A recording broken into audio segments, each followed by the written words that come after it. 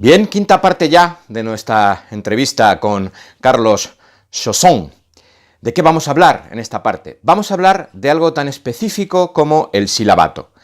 Tenemos con nosotros a uno de los mejores especialistas, sin duda alguna, en el repertorio bufo, donde obviamente el silabato es algo fundamental. No os perdáis esta conversación si estáis interesados en saber cuál es su secreto a la hora de abordar este difícil recurso expresivo.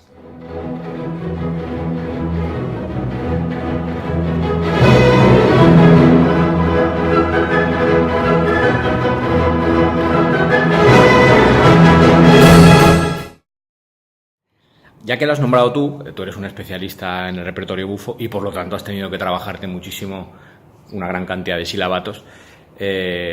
Para otros cantantes que quieran trabajar el silabato, ¿cómo lo enfocas? El silabato es una cuestión de facilidad o no facilidad. Eso ya de entrada, pero como todo en la vida. O sea, si, no sé, tú conocerás a gente que tiene memoria fotográfica y que coge una partitura y haces... Vale, ya está. Como dices, yo necesito semanas para, bueno, ahora meses para aprender una partitura. Esto es un poco igual, ¿no? Y hablando con personas expertas en silabato y expertas en agilidad y curvatura, al final te viene a decir lo mismo. O sea, hay personas que lo tienen de natura y hay personas que lo tienen que trabajar.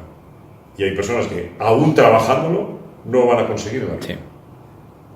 En general hay que trabajarlo. ¿Y cómo hay que trabajarlo? A eso voy. Pues despacito. Es que hay que trabajarlo despacito. E questo l'odontalgico mirabile liquore dei topi e delle cimici possendo, por ir despacio. E questo l'odontalgico mirabile liquore dei topi e delle cimici possente distruttore. Eso es de tal manera que al final la memoria muscular supera a la memoria cerebral. De hecho, yo que también canto un repertorio similar al tuyo y que también he cantado unos cuantos silabatos, yo empecé a sentir una cosa muy curiosa escuchando a Pablo Motar solo. ¿Sí? Y es que me dio la impresión de que en su caso era como si las vocales saliesen por un lado y las consonantes por otro. Y entonces empecé a trabajar con esa idea, ¿no? Empecé a trabajar con la idea de una cosa es el sonido vocálico que está en las cuerdas vocales y yo soplo y ahora tengo que poner las consonantes en la lengua, en los dientes, en los labios y funciona.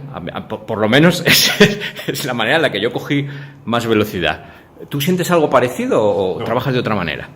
No llegaba a hacer una disección de ese estilo de separar las vocales de las consonantes.